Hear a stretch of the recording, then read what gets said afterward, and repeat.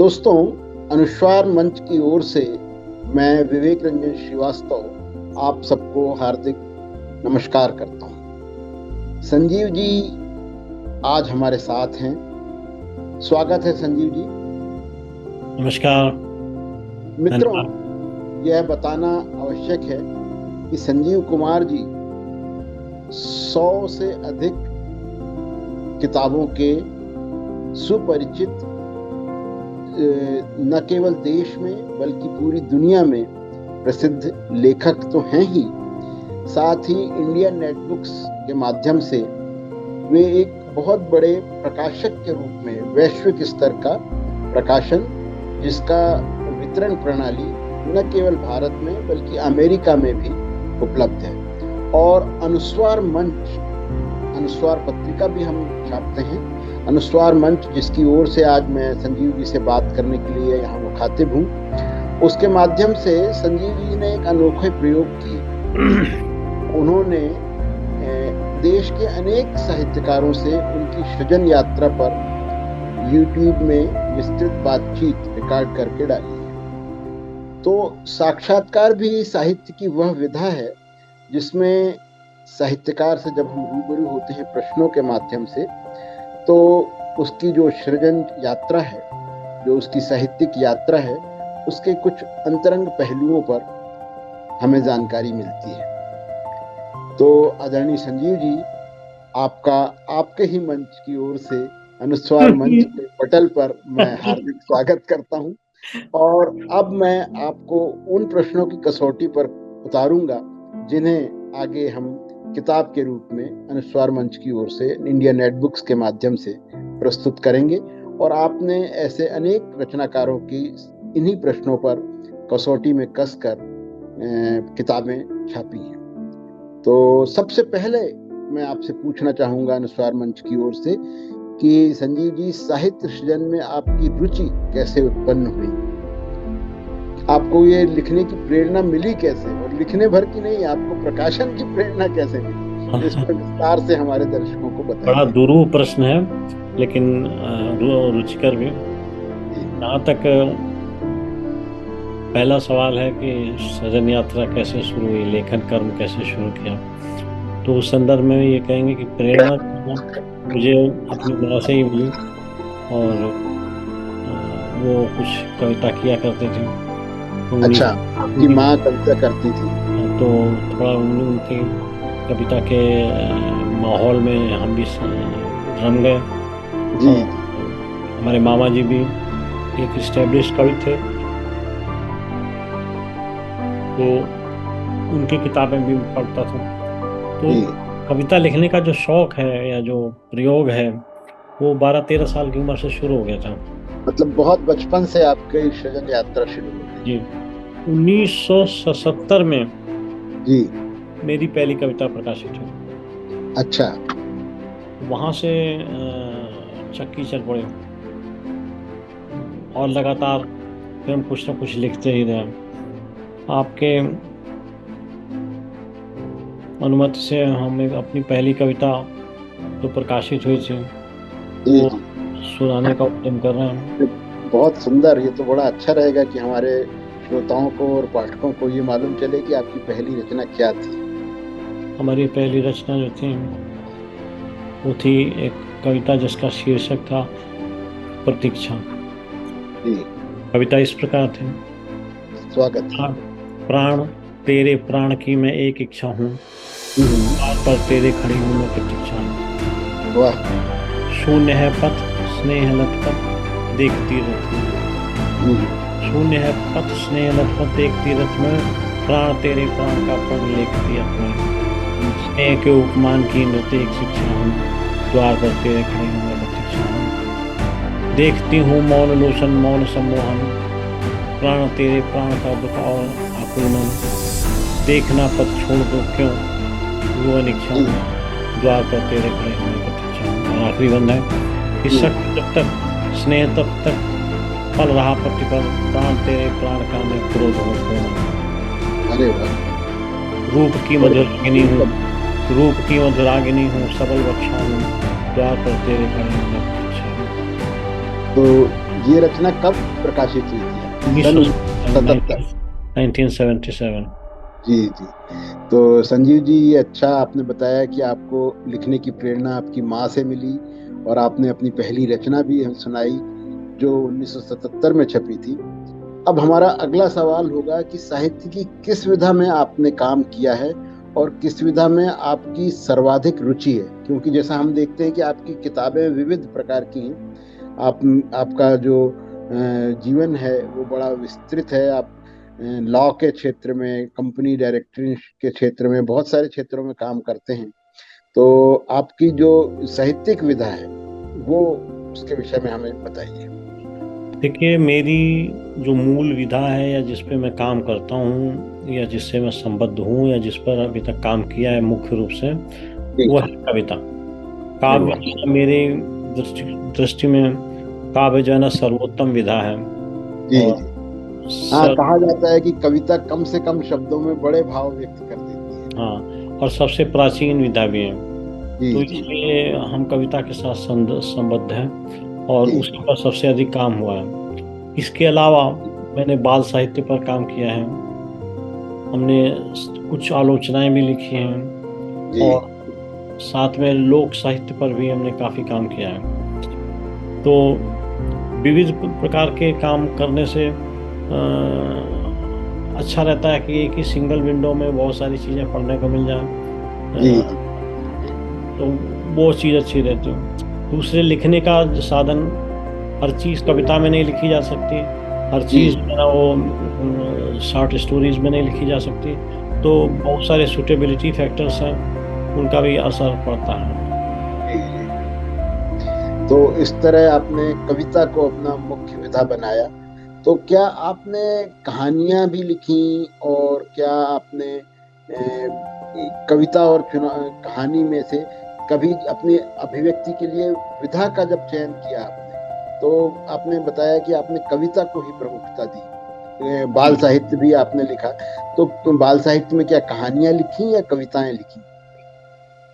बाल साहित्य में हमने तीनों पर काम किया है, कविताएं भी लिखी हैं, कहानियां भी लिखी हैं और साथ में नाटक भी कई लिखे हैं, छोटे छोटे नाटक। तो हमारे श्रोता जानना चाहेंगे कि आपकी प्रमुख जो रचनाएं हैं, किताबें हैं, उनका कुछ उल्लेख यहाँ हो। देखिए, मैंने आपकी कई किताबें पढ़ी हैं, जैसे कोणार्क, और अभी आपके रिसेंटली आपने काफी ऐतिहासिक चरित्रों को लेकर के उनका विस्तार से खंड काव्य, महाकाव्य भी लिखे हैं। तो कुछ रचनाओं के विषय में विस्तार से बताइए। अवश्य। देखिए, कविता के क्षेत्र में विशेष करके दो संवर्ग आते हैं, पहला तो प्रबंध काव्य और दूसरा स्फुट काव्य। प्रबंध काव्य हमने तकरीबन 16 प्रबंध काव्य लिखे हैं, जिनमें मुख्य जो महाकाव्य जैसे दर्जे पर रखा जा सकता है जिसको वो है माधवी जी। और इसके अलावा जो खंड काव्य जैसे स्तर पर जिनको रखा जा सकता है उनमें है उर्वशी, वासव दत्ता, तिष्य रक्षिता, भानुमति और अश्मा जी। इसके अलावा अग्नि परीक्षा, लंकेश्वर, ये दोनों अभी इसी हफ्ते में आने वाले हैं, तो उन पर भी काम किया है। तो ये हमारे मुख्य चरित्र आधारित जो हमारी कलेक्शन वो हैं, प्रबंध काव्य हैं, उनका उल्लेख मैं कर सकता हूँ। और जहाँ तक हमारे संकलन है, उनमें सबसे इंटरेस्टिंग संकलन है आज की मधुशाला। अच्छा। आज की मधुशाला जो है वो हरिवंश राय बच्चन की मधुशाला का वर्तमान स्तर पर मूल्यांकन या कंपैरिजन है। तो और उसी शैली में है, मैंने पढ़ी है वो किताब, और रुबाई शैली में ही उसको लिखा गया है और करेस्पॉन्डिंग रुबाई जो है ना वो वही जवाब देती है जो पहले की रुबाई में होता है। तो इस प्रकार 135 रुबाइयाँ उनकी थी और 135 ही रुबाइयाँ इस किताब में भी हैं। आज की मधुशाला में भी 135 रुबाइयाँ जी। और इसके अतिरिक्त कुछ और की पुस्तकें हैं जी। जैसे खामोशी की चीख जी। खामोशी की चीखें एक्चुअली कश्मीर पर के दृष्टांतों पर आधारित हैं। दूसरी किताब है मैं भी मी टू मूवमेंट के दरमियान लिखी गई थी। उस समय के वैसे दृष्टांतों को लेकर के लिखा है, और करीबन 84 दृष्टांत उसमें दिए गए हैं। एक अच्छा। और शहर शहर सैलाब काफ़ी ज़्यादा पसंद की गई। और बाकी तो रिव्यूज़ हर किताब के बारे में आते रहते हैं, और संकलन है वो तो संकलन के तरीके से देखे जाते हैं। तो जैसे आपने बताया कि बहुत से ऐतिहासिक विषय रक्षिता, और आपने बताया इस तरह से, तो ये आप पात्रों का चयन कैसे करते हैं? क्या ये पूर्णतः काल्पनिक पात्र होते हैं, या और आपका सबसे प्रिय पात्र कौन सा है? देखिए, पात्र काल्पनिक नहीं है, क्योंकि मैं पौराणिक चरित्रों पर ही लिख रहा हूँ। जी जी। दूसरी चीज़ क्या है कि हम पात्र का चयन इस आधार पर करते हैं कि वो पिछले समय में अगर जी उसके बारे में कुछ उल्लेख है या कोई रचना है, तो उसमें क्या ट्रीटमेंट किया गया है, और क्या वो ट्रीटमेंट सुधार मांगता है, विस्तार मांगता है, या संकुचन मांगता है। जी उसके जी। आधार पर हम निर्णय लेते हैं कि क्या लिखा जाए और कितना लिखा जाए। हम्म। ये आपने अच्छी बात बताई कि आप ऐतिहासिक पात्रों को लेते हैं और उनको यथाक्रम यथा आवश्यकता आज के समय में आरोपित करके विस्तारित करते हैं। तो आपकी रचना प्रक्रिया को प्रभावित करने वाले मूल तत्व क्या हैं? जैसे एक जो रचनाकार होता है, साहित्य के विषय में कहा जाता है कि अपने समय सापेक्ष, परिवेश सापेक्ष लिखता है। तो आपकी जो रचना प्रक्रिया है, उसको जो मूल तत्व प्रभावित करता है, वो क्या आप मानते हैं? देखिए, सबसे पहले तो हम ये देखते हैं कि किसी कैरेक्टर के बारे में क्या सामग्री उपलब्ध है, और किस कैरेक्टर में न्याय नहीं हुआ है, या जो हुआ है वो न्यायोचित नहीं है। जैसे तिष्यरक्षिता का उदाहरण हम दे सकते हैं, मैंने पढ़ी है आपकी तिष्यरक्षिता। तिष्यरक्षिता का उदाहरण दे सकते हैं, अशोक की चौथी पत्नी। और अशोक के बुजुर्ग हो जाने के कारण जो चौथी पत्नी के साथ जो उनके संबंध थे वो थोड़े खुरदरे हो गए थे। तो ऐसी दशा में मनोवैज्ञानिक तौर पर जो जो डिमांड ऑफ लाइफ होती है वो पूरी नहीं हो रही थी, तो उसे विकल्प देखने की आवश्यकता पड़ेगी। तो इस उम्र में शादी करना शायद उतना प्रैक्टिकली सही नहीं था, और अंत में शादी खराब हुई, और तिष्यरक्षिता को कुणाल के ऊपर हिंसक प्रयोग करने के फलस्वरूप दंड दिया गया, मृत्युदंड दिया गया। ये एक ऐसा पात्र था जिसकी वास्तविक मनोवैज्ञानिक स्थिति का आकलन किसी ने नहीं किया, इसलिए मैंने इस पात्र पे काम किया। ये नवाचारी प्रयोग था तिष्यरक्षिता के, आपने उसके मानसिकता को अभिव्यक्त करते हुए ये पूरी लिखी। और ऐसे ही मैं एक उदाहरण दूंगा भानुमति का। भानुमति के बारे में तो हमने सुना, भानुमति में कुंभा जुड़ा, लेकिन कौन ये किसी को नहीं पता।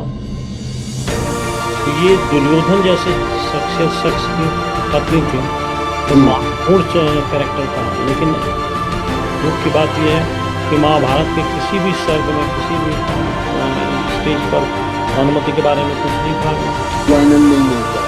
आपने उसको अभिव्यक्त किया, जो टूट गया था बुरी कवि से, उस घटना को आपने एक कल्पना चिंता का उपयोग करके आज के संदर्भों में भानुमति का वर्णन। जी। तो जिसे कि सामाजिक परिवेश और उसमें होने वाले परिवर्तनों का आपकी रचनाओं पर क्या प्रभाव पड़ता है? क्योंकि आपने बताया कि आप ऐतिहासिक पात्र होते हैं, और जब ऐतिहासिक पात्र को वर्तमान में अभियोजित किया जाता है तो उससे बहुत सारे अंतर होते हैं। समाज समय के साथ इतिहास बदल चुका होता है, देश काल परिस्थितियां, भूगोल, सारा कुछ बदलता जाता है। तो उसमें आपका क्या कहना है कि क्या प्रभाव पड़ता है? देखिए, ऐतिहासिक तत्व और काल्पनिक तत्व, दो तत्व होते हैं मेन रचना कार्य में।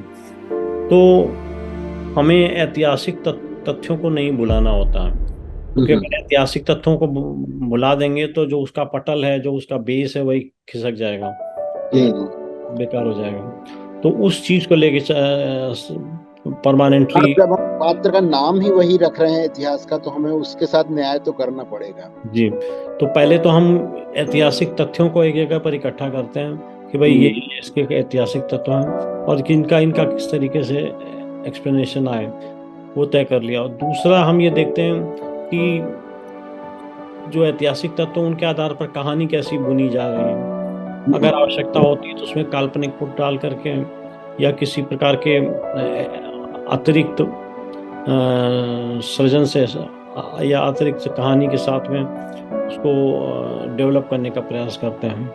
जी, तो संजीव जी, आपने बड़े अच्छी तरह से अभी तक हमारे सवालों के जवाब में ये बताया कि आपकी क्या रचना प्रक्रिया है और कितनी सारी आपने किताबें लिखी। हमारे श्रोता इससे बड़े लाभान्वित हैं। अब सामान्यतः ये कहा जाता है कि कवि को या रचनाकार को अपनी हर रचना बहुत अच्छी लगती है, और फिर जब आपने 100 लिखी हैं तो फिर आपके लिए ये निर्णय कर पाना कि कौन सी रचना सर्वश्रेष्ठ है, तो ये हम आपको ही छोड़ते हैं। आप बताइए कि कौन सी रचना आपको अपनी सर्वश्रेष्ठ लगती है। ये निर्णय तो आप काव्य मनीषी और पाठक ही करेंगे कि कौन सी रचना अच्छी है। सचमुच हम आपकी नजरों से समझना चाहते हैं कि आपको क्या सर्वश्रेष्ठ लगता है आपका।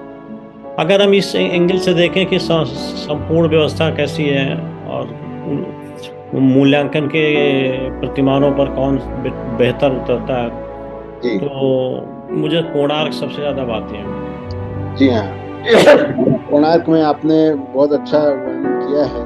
मैंने पढ़ा है कोणार्क और उसकी समीक्षा भी की थी मैंने, कि जो कलाकार है उसके पुत्र के साथ और जो घटनाक्रम हुआ था उसका पूरा आपने इसमें विस्तार से वर्णन किया है। वो आपकी प्रिय रचनाओं में से एक है। उसमें कथा वस्तु कैसे बुनी गई है वो बिल्कुल अलग है। संवाद शैली में उसको लिखा गया है तो उस गीति नाट्य का प्रभाव जैसा दिखाई पड़ता है। साथ में महत्वपूर्ण सूक्ष्म तत्वों तक को हमने उसमें से छांटने और देखने की कोशिश की है, तो इसलिए मुझे अच्छी लगती है।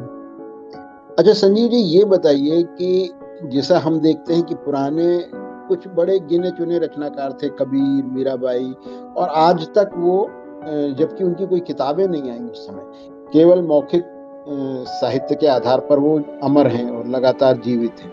लेकिन आज प्रकाशन सुविधाएं भी बढ़ी हैं, जाने कितनी सारे लोग लिख रहे हैं, नए नए लेखक, नई नई किताबें हर दिन छपती हैं। तो आजकल लेखकों द्वारा काफी कुछ लिखा जा रहा है, किंतु पाठक उनसे उस तरह प्रभावित नहीं हो रहे हैं। इसमें आपका क्या नजरिया है, क्या सोचते हैं आप कि प्रभावित क्यों नहीं हो रहा पाठक? देखिए, सिंपल सी चीज मैं शॉर्ट में कहूंगा, ये जब आप पढ़ेंगे,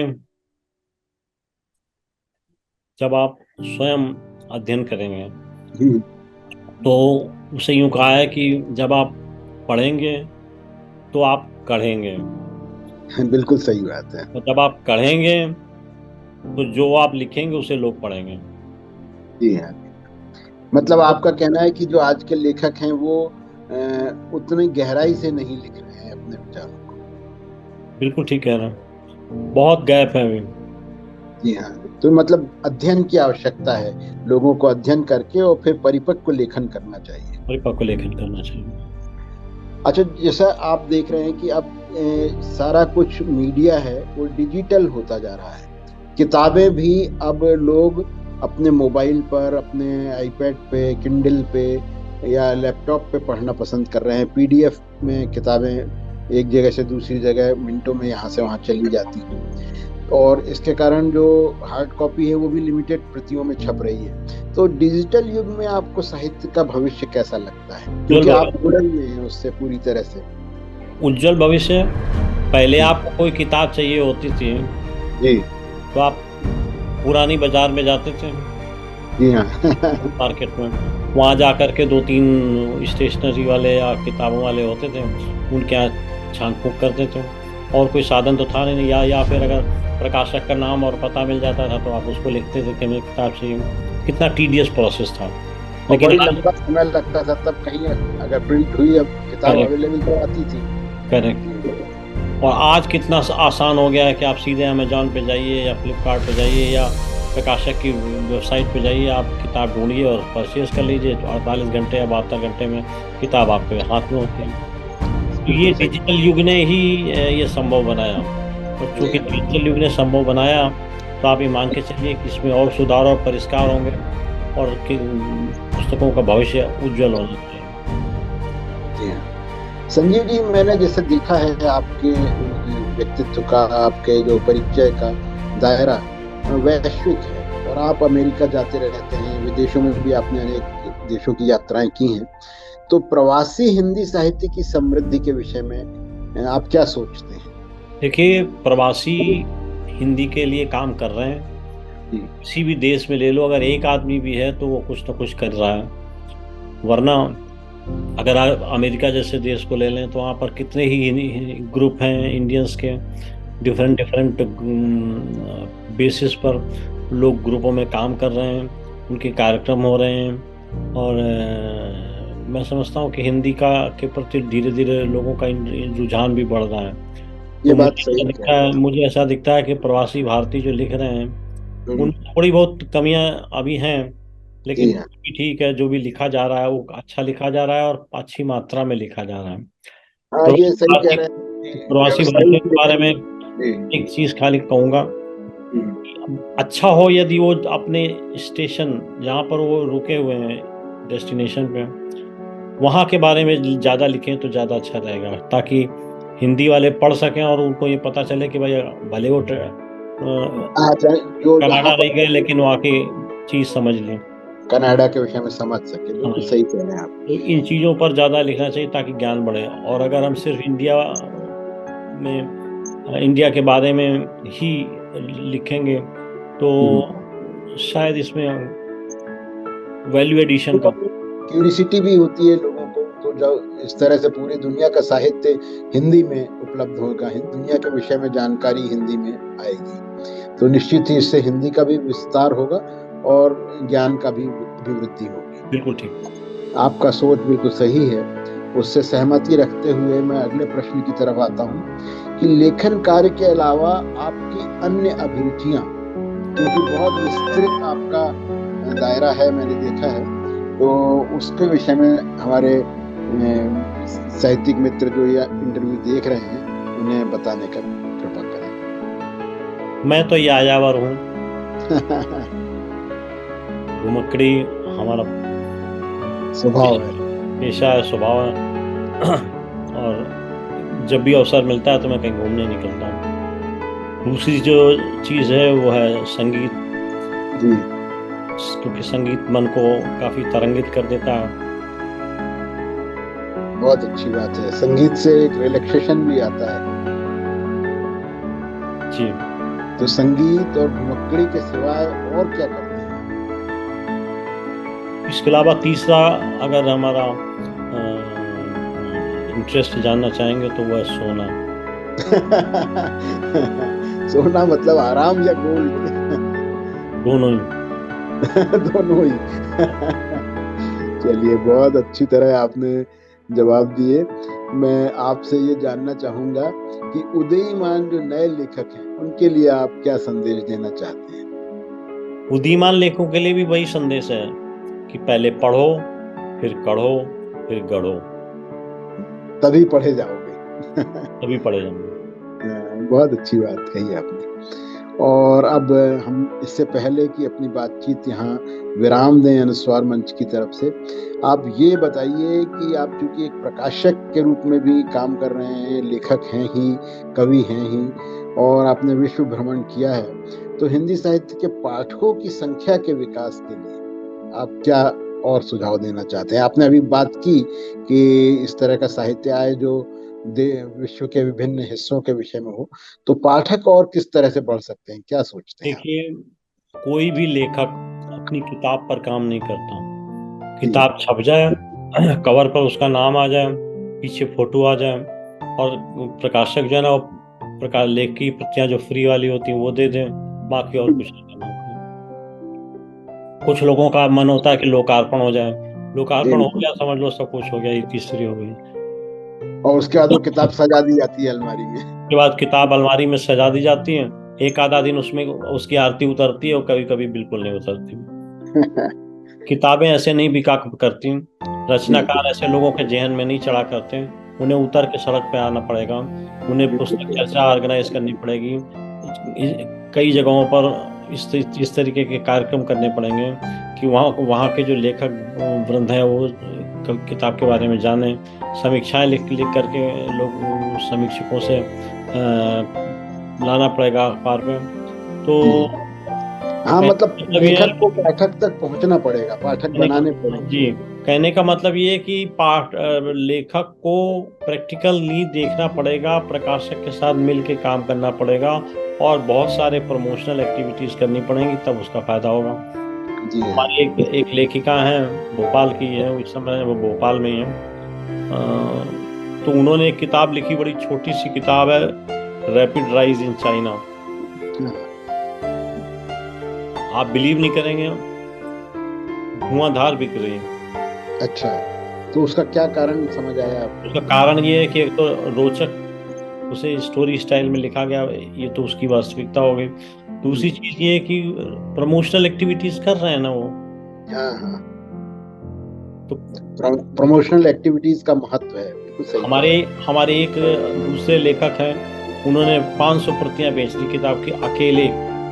वाह। तो ये संभव है, इससे दोनों का फायदा होगा।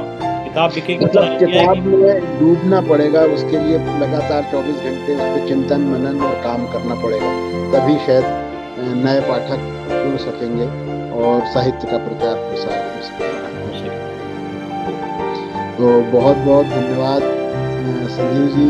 अनुस्वार मंच की तरफ से मैं विवेक रंजन श्रीवास्तव अपने सभी श्रोताओं और पाठकों की तरफ से आपको धन्यवाद देता हूँ कि आपने आज समय निकाला और हमारे पाठकों को अपने विषय में इस साक्षात्कार से उपकृत किया।